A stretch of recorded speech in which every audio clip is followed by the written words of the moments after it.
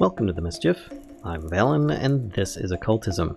Today I'm going to show you how to progress to the end of the mod, as well as how to make your very own storage system.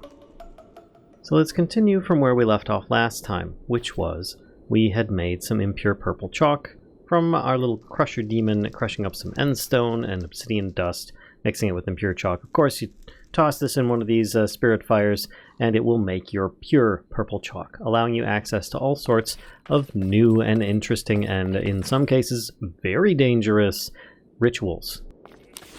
So where to start? Because you have so many. When you open up your book and you look at the pentacles, there's like a page and a half of different ones, and each one has like a series of different uses that it can be used for. Some of them are a little bit more restrictive, but you know, where do you begin? Well, I'm going to try and help you out, because yes, you can go straight into storage and mining and stuff like that, but you really will kind of have to backtrack to other things. So I'm going to try and show you how best you can proceed in kind of an orderly fashion.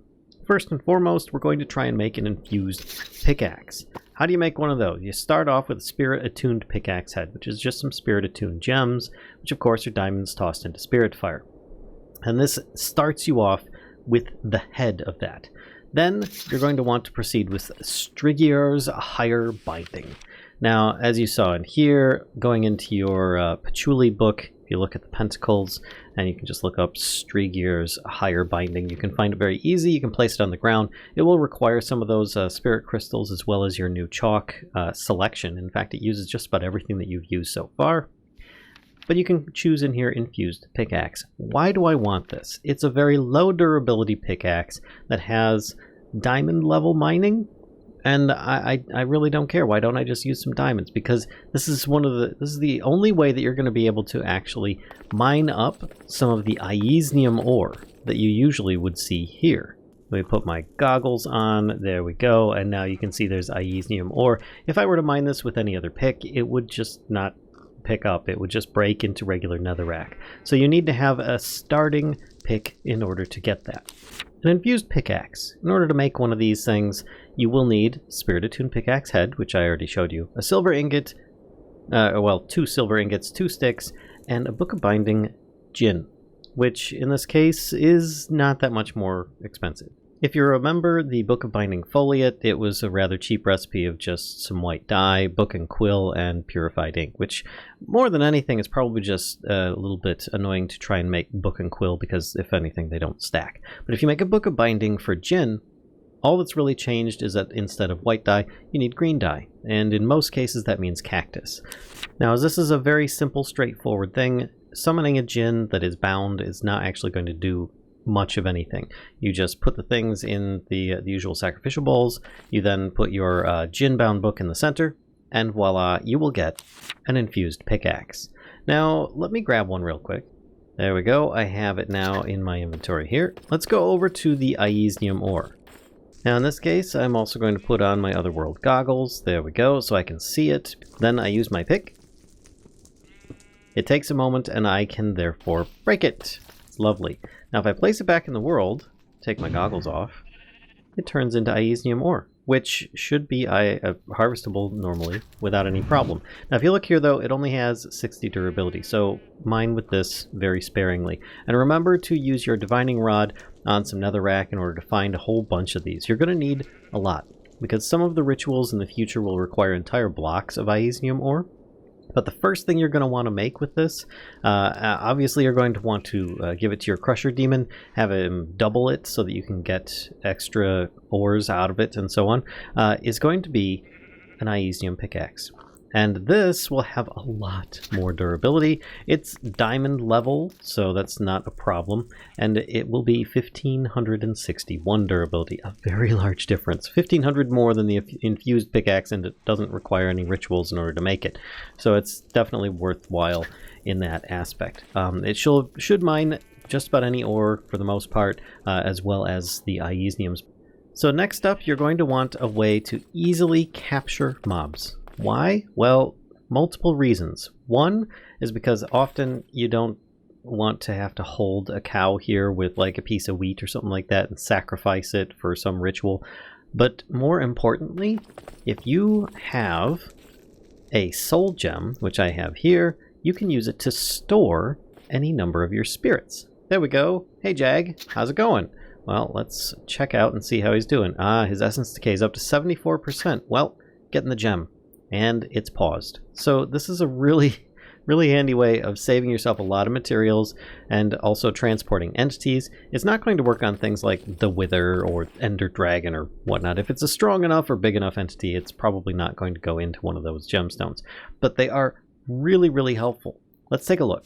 This is using the same ritual, which is Strigier's, and if you click on here, it requires a diamond, a copper ingot, silver ingot, 1 gold ingot, and 4 soul sands. It's not that bad. I mean, the diamond is probably the most expensive thing. It does require a book of binding Djinn, and that's it. You get yourself an empty soul gem, and with the empty soul gem, you can just click and release, or you know, put entities back in. Hi, how you doing? Get back in there. Okay, so yes, they're pretty darn helpful. All right, so now you can mine and get Iesnium ore, which you will need for several rituals. You can also store critters and your demons for later use. If you, again, you do have access to storage at this point, but I will get to that. You'll need several more things, though, to help yourself prevent from backtracking into other areas. And that is Osoran's Unbound Calling, aka the Wild Hunt. This is dangerous. This is very dangerous. I'm not going to summon it. You saw a brief sample of it at the very beginning of this series, where, but of course, it had the hats mod installed as well, which kind of made it a little silly. But be prepared. Be very prepared. It's not going to be friendly. So why would I want to do this? All right, going into Pentacles, going back here in Osoran's Unbound Calling, you can see that it has just everything in here. No candles this time, but it does require some of those skeleton skulls, which should be, if you've got the most recent version of the mod, should be visible now. That has been taken care of with roundabout means. But you can see here, the uses: Wither Skeleton Skulls. It's very reliable for getting Wither Skeleton Skulls. A lot. Really reliable, like getting 3, maybe even more from that. But it does require a lot of expensive materials. This is a big time saver. 1 copper block, 1 silver block, 1 gold block, 1 diamond, it's not a block, just a diamond, 1 netherrack, and 1 soul sand. And you will need to sacrifice either another player, so there might be some trolling with that, or a villager. And that'll pretty much get this thing set up. Let's see, I've got one of these here. I've got all the other items already in place. And in this, I've got a little villager that I've already injured down to 1 heart. How convenient, right? Of course, you're also going to need one more thing, and that is going to be a skeleton skull to activate it. Let me grab one of those, and I believe I can just click it on here, and you can see that it is now waiting. We've got the dark particles. Again, I will need to put the villager here and then sacrifice them while in this location, and it should start the ritual. In this case, I'm not going to do that because it'll just make a big mess of the area with what will happen. It is very dangerous, but just know that some of the mobs will drop guaranteed Wither Skeleton Skulls from this. Others will just drop regular stuff, but there's a lot of mobs going to be coming at you at once. Okay, next, and just because you're going to need a whole bunch of these as well, is going to be Hagen's Enthrallment. So you can get a whole bunch of ender pearls. It does cost you a little bit of like some endstone, bone, some zombie flesh, and some, string. It's not that bad at all. I have a couple extra items here though because of the sacrifice and the things that are just going to make this a lot easier to work with. So let me put this here. So let me grab this. Hagen's Enthrallment. Opening it up, you can see the image, of course. It does require a little bit more space than the other ones, but it does force a Djinn to possess an Enderman. And there you go. You see all the stuff here. You need to sacrifice a pig.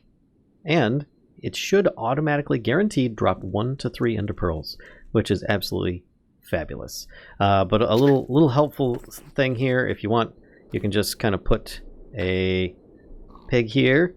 It should keep it in place, so that you can just sacrifice this as you want. But don't forget that you're also going to need a book of binding for a Djinn. Now, in this case, I should be able to just grab one here that I have already bound. Same as before, you just combine those books with your Dictionary of Spirits in order to get the name on it. Click in here and it should work, but it will have dark particles as before. So then you take whatever kind of killing implement you want, and then it should turn to purple particles. Now, I did leave this here for a reason, and you'll see in just a moment why. And there we have our Enderman, and immediately our Enderman can't really do very much against us. It is just sitting there. And it is possessed by a demon, as you can see by the nameplate that is here. Then you can just kind of hack off bits at a time and get your automatic drops of, in this case, 3 ender pearls. Lovely.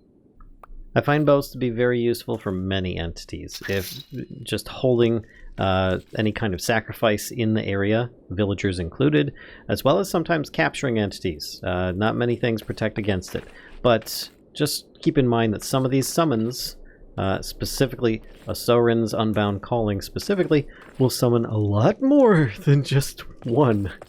So covering your entire area with boats probably still won't cover it. Yeah.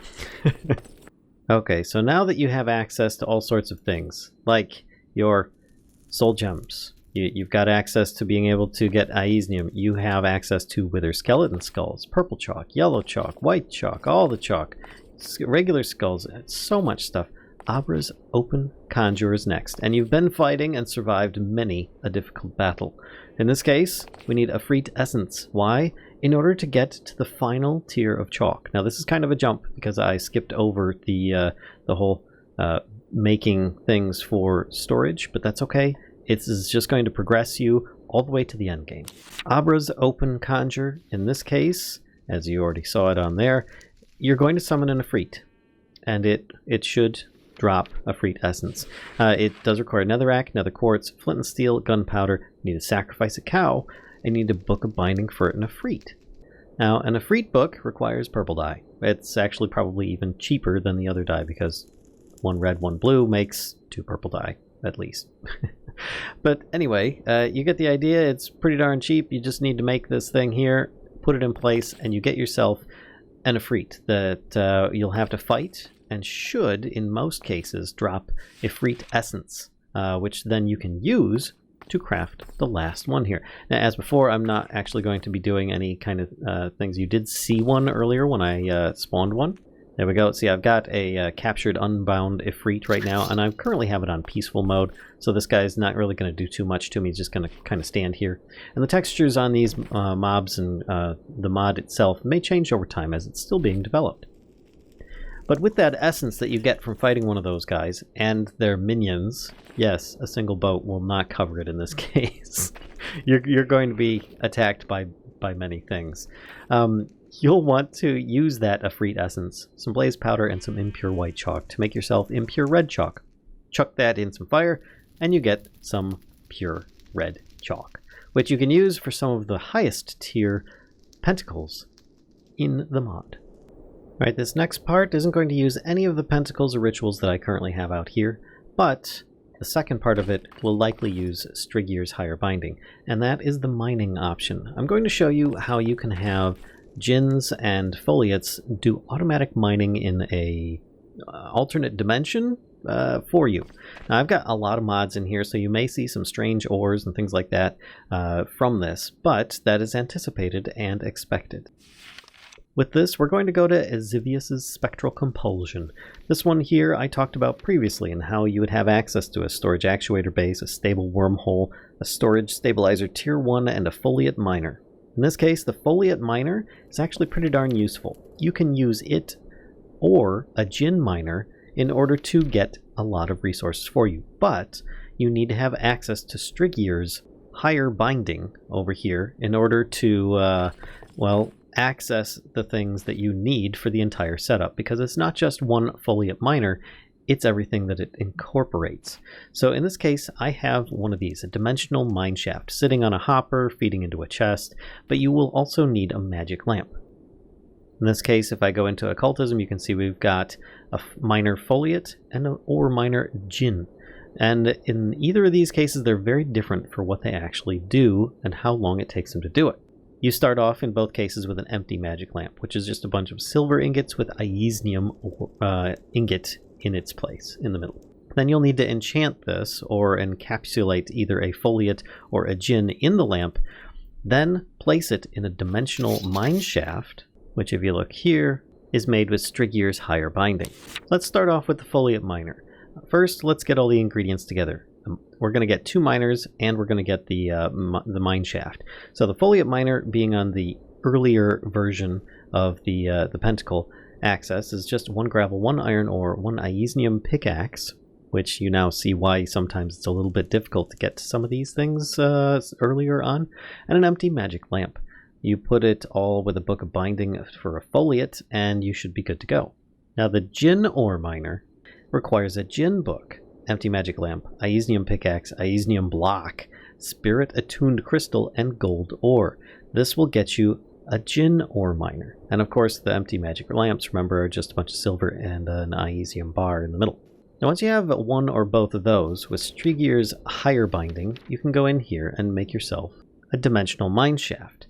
This is made with some other stone, Iesnium block, spirit attuned crystals, and a gold ingot. Of course, it will require a book of binding Djinn because the dimensional mine shaft itself requires a Djinn to keep open. Once you've done all that, you place one of these dimensional mine shafts down on some kind of hopper, or you can even use item conduits or cables or something like that if you have an item transportation mod, like pretty pipes or applied energistics, refined storage. Whatever you've got installed in place, you can put this on top of it, and you see this UI here. Now what you will need in this case, if I grab a Foliot miner, this is what the result would be, or a Djinn miner, you then put them in this square here, and this is the progress bar in the middle. This is the output that will happen. You don't actually have to have an inventory attached to this to start. It will just start filling here, so you could feasibly just take the stuff out as you want. Or you could have some of your little like Foliots running around, or your Djinns running around doing little favors for you, taking things out of here and putting them into furnaces or something of that sort. Now in this case, I have the Foliot outcome on the left, and I have the Djinn outcome on the right. Looking at the Foliot outcome, I have a lot of stuff, and this took a long time. This is the default settings. I haven't changed anything on this, but I got a lot of stone, granite, diorite, andesite. I've got some gold, some iron, coal, and so on. Let's actually do a quick sort just to make sure. Lapis, mossy cobblestone, 21 diamonds, really impressive. Glowstone, mossy stone bricks, emerald ore, nether quartz ore. See, it's not just pulling from the overworld. Amethyst, because I've got all sorts of different mods in here. Tin, silver, lead, bauxite, nickel, uranium, other stone, amber ore, and zinc. Oh my gosh, it does really good work, but once again, takes a very long time. You can change a lot of how this is set up in the configs. I recommend you check it out if you're making a mod pack. If you are going with the Djinn version, all the mundane stuff goes away. Instead, you just get the ores, so it's much faster. The only exception to that is other stone. You should still get some other stone. You can see the different things we got here. So it's really quick, but the recipe for making Djinn miners is a bit more expensive. So it depends if you want instant gratification or not. Also, you could always, as before, change things in the config so that it can mine much faster, more materials, last longer, and so on. Now, if I were to do something like grab a couple levers, put them here, turn these off so that the hoppers do not actually interact with that, take the Foliot miner and take the Djinn miner here and let them do their thing, you'll start seeing that it is currently slowly processing and looking and mining stuff in another dimension. This is what's going on here. And once complete, it takes a durability hit and gives you some kind of ore. In this case, you've got a 100 durability. In this case, you've got 1,000 durability. So you can have these things changed. Actually, maybe I did change the durability settings in the configs. I can't remember at this point. But if you're a patient person, this might be the way to go. Because honestly, you're going to get a whole lot more materials with the Foliot miner, and it'll be a little bit cheaper, but it will take a lot longer. So you may want to change the configs if you're not that patient, but you want the extra resources. Or make this one more rewarding and increase the durability or something. In some packs, this might not be a very worthwhile way of mining things when you've got other mods competing. So sometimes you just want to increase the durability, the speed, or whatever. So that's pretty much all there is to do with dimensional mining. Now the storage. Oh, the storage, it's so good. There are many different rituals that you can use on this. You'll probably want to start, as I mentioned before, with Iesnium's Spectral Compulsion. For some of the base parts, you will need more than what this ritual offers. And in this case, you will need a storage actuator base. Just one. A stable wormhole is optional. This is basically a terminal for you to access your storage with remotely. It's something you can place on the wall and just access it. So you don't have to have a wormhole, but it is really cool to have with you. But it does have to be placed in world for you to access.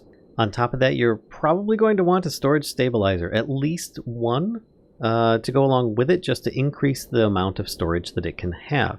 Storage stabilizer tier 1 is pretty cheap, and you can make a whole bunch of them. I believe you can have 6 of them on one unit for any of the tiers, and you can replace tier 1 with a tier 2 and so on. But this basically will increase the capacity of your storage. It does start with some base storage already built in, so you don't have to have this to start, but it's a good idea to get some. Now to start with the storage actuator base, it does require an other stone pedestal, which is just a bunch of other stone. That's pretty simple. And any of these will require a Foliot to start. Moving on to Strigier's Higher Binding, which I've already shown you this as well, you will likely want to expand further with a dimensional matrix. This is going to make it so that your system actually works. It's kind of required.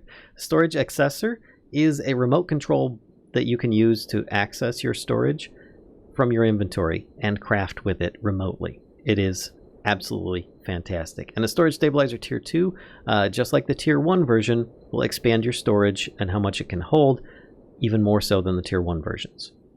But the Dimensional Matrix, the first part that you're going to need to make this work, is going to be an Ender Pearl and some Quartz blocks. I've already shown you how to get some Ender Pearls, so that shouldn't be too bad either. And in this case, we're going to need a Book of Binding for a Djinn. So let's assume that we've got some of the base parts. Let me get them. Alright, to start with, a Storage Actuator base. This is simply made with Iesnium's Spectral Compulsion, as I said, and it should make one of those. Very simple. Then you'll need a Dimensional Crystal Matrix. This is made with, like I just showed you, blocks of quartz with an Ender Pearl and Strigier's Higher Binding. Gets you one of those. Pretty darn convenient. But you'll need to combine those two together in a crafting grid in order for this to actually start functioning. Then you get a Dimensional Storage Actuator. This is a fully functional crafting storage. Just place it down, and you can store things in it. Look at this. Let's just put a bunch of junk in here right now. I don't need most of this stuff. Let's get rid of this. I'll even get rid of that and these. Oh my gosh, it's great, right? It's pretty good. You have sorting options that you can sort by mods, amounts, item names, whatever. You can sort ascending, descending. You can sync with JEI searches. You can even clear the search and so on. Now this here, you see a little anvil icon. A little confusing. Don't worry about it. You're not going to be using it for a while. This is for automating some tasks with a Djinn machine operator later on. That is also going to be working with the little furnace icon over here. So you do not want to worry about this or the furnace icon for a bit.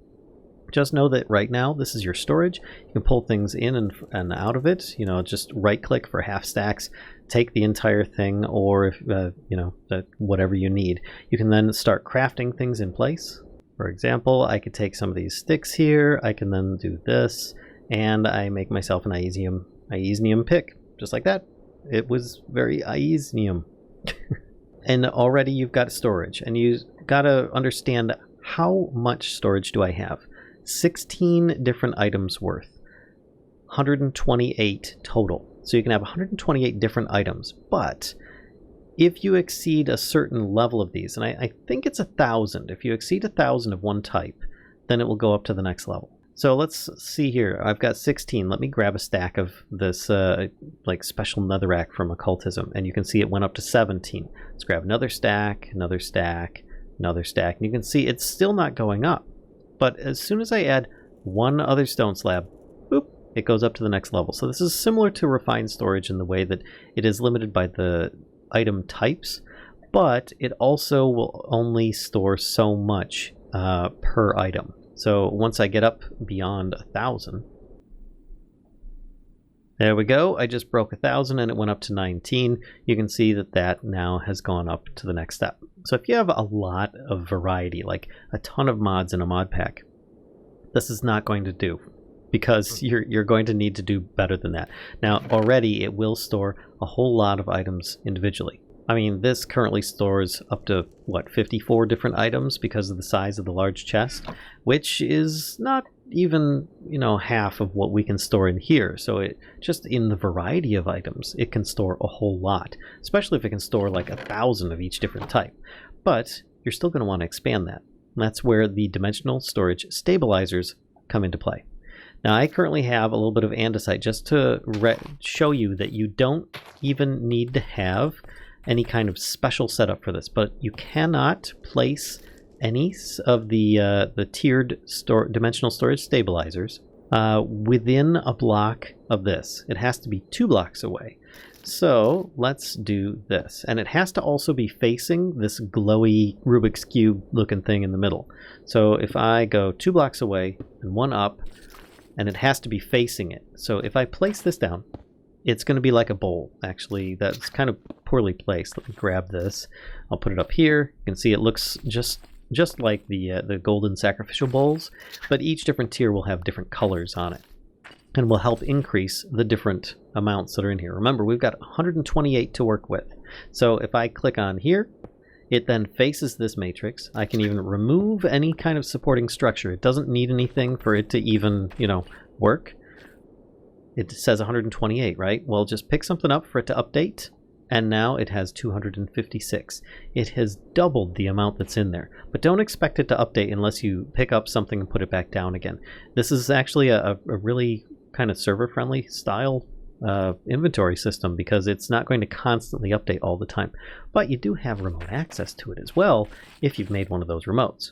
Now, yes, you can have one of these underneath the pedestal. I can actually put one right down here. So let's grab this, and you can see we've got 256. If I pick something up, it updates it to 128 again. Then if I put this down below it, ta-da, and I pick something up, it updates to 256. Cool. You can have straight above it, you can have it to the right, to the left, behind, etc. So you can increase this quite a bit just with a bunch of these tier 1 dimensional storage stabilizers. Then if you increase it if you want to increase it even further with tier 2, 3, and 4, which I've shown you how to get all the materials in order to get all of those, you can. You just replace the old tier 1s with those new upgrades. So for example, let's say that I do the biggest, baddest spell in the game, put it down with a tier 4. I picked this up, that 1,152 just from that one. it's really impressive, really impressive. So you just adding on a tier 4, you've got 1,000 extra. It's really good. Now I did mention the wormhole, what it was for, and the storage accessor. Now these are both very cool items. The wormhole looks awesome, but isn't quite as useful as the storage accessor in my opinion. So the stable wormhole does not take up an inventory slot once you've got it placed, because it is a permanent spot. It's like a wireless access to your dimensional storage actuator. What you need to do though is sneak right click your dimensional storage actuator with the wormhole, because if you put it down, you'll see it just looks pink. You just right click on it, nothing happens. So then you'll need to break it, pick it up, and you need to link it to this. You need to tell it where it needs to go. So there we go. Link to the stable wormhole to this storage actuator. And you can actually see down here on the bottom here that it has like some starry effect going on. That means it's linked. I put this down. It now has a link to this dimensional storage actuator. So remember here we've got like this Iesnium pickaxe about to be crafted. Yep, it's not there because it is currently in this one. So if I clear this though, go back in here, there we go. All the stuff is still there. We can still make it. And this is how this is really useful. You can have a remote access, but now you notice that there's no Iesnium pickaxe here. So the crafting grid is separate from these two, but the storage is shared. So it's really, really nice and convenient if you want to have some of these around your base or something like that. Alternately, you can make a storage accessor, which will take a little bit of, effort to make one of these things with a Striggier's higher binding. And of course, these are made with stone, gold, and some other stone slabs and whatnot. But in order to link this up, it's the same thing. Sneak, right-click with it. Otherwise, because I'm clicking now, nothing's happening. But sneak, right-click, and it should link and turn green. You can see now it is kind of fluctuating in the left there with a green button. Now when I click on this, it's the same thing. And you notice that when I click on this, the pickaxe is in here, 58 and 60, 61 and 62. There we go. So now when I click on here, those materials are back, and I currently have this in place. So you can see this has its own storage. This doesn't. This doesn't. This still keeps it. So again, the crafting sections don't get shared, which is fine, but the inventory system does, which is amazing because you now have a crafting station in your inventory as well as access to this, and this is from any dimension. It is multi-dimensional and amazing. I love it to death. So Valen, I've got a couple different tiers here. I've got a tier 4 and I've got a tier 1. Is that still going to work? Yes, it is. Once again, you just need to update it. Look at that, up to 1280. There's another little problem I've got. So I've got all this stuff in here. I've got over 1,000 netherrack. All right, well, what happens if my friend comes over, breaks my tier 4? And I'm worried at that point. Oh no, they broke my tier 1. Everything in here, is it just going to spill out? No, actually it will store what's in there already, but you cannot add more than what it can maximum store. So let me pick this up. You can see we're back down to 22. If I just overflow this with a whole bunch of different items so that this is up to 128, I could even put one of these down and overflow it further. It's fine. It will stay intact. So what happens if somebody breaks the entire storage unit? Your stuff does not spill out. It is, again, server friendly. It keeps everything inside. You put this back down over here, it's going to keep all this stuff. If it has more stuff in there than what you have dimensional storage stabilizers accessing it to increase its storage ability, it will still keep them in there, but you just can't add more to it. You can only take from it. So it's a placeable, massive backpack in a way that you can still try to access, but you notice here it's not accessible through this. Even my storage accessor in here is not right because it needs to be in the same position that it was placed. So both of these would either need to be relinked to this, or you just pick it up, put it back down where it was, and things should then relink. There we go. I can put that stuff back. I can then click on here. Oh, it might either take a moment for it to click and link up, or it might still need a relink. So either way, it's still really convenient and good. Something I did not explain yet about the storage is this part here, where you can actually have a machine operator spirit. So if you followed the ritual to summon one of those, they should look like this little guy over here, then you can have it assigned to, let's say, just cook things up in a furnace if you so desire. You'll need, of course, a book of calling for one of these guys, just so that you can organize how you want them to work. In this case, let's have them start inputting things into this furnace. Gold sounds perfect. You have a couple options in here, set storage actuator and set managed machine. In this case, we're going to set the managed machine to be here. So it should be managing this machine for inserting items into it. Plus, if I go over here, I can change the set storage actuator. I will need to link it to this dimensional storage actuator here, of course by sneak clicking, not just clicking. And this guy is now going to be working for us. If I open this up and go to the furnace tab, I now have a furnace, which of course I can always label these things if I so desire, but in here I can then say, okay, well, I'm going to need you to start smelting some of this. If I have some materials in here or in my own inventory, let's say in this case gold, I can go over here and say, I need you to cook this gold in that furnace. There we go, and he's off. That's simple. That is what the Djinn are used for, the machine operator Djinn, so that you can remote cook things, unlike some of the little Foliot guys that are just the little transporters. So you can have remote access and have this stuff happen all by yourself.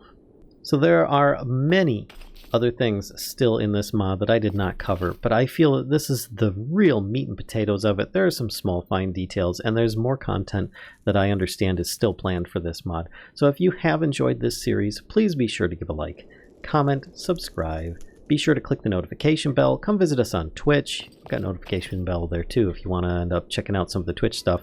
But this is a really fantastic magical inventory mod, as well as a lot of other really nice options that are in there. So please be sure to give you know, some love to the dev of this mod and the artist, of course, because the art is really nice as well. So anyway, I hope you guys enjoyed. I'll see you next time. Bye.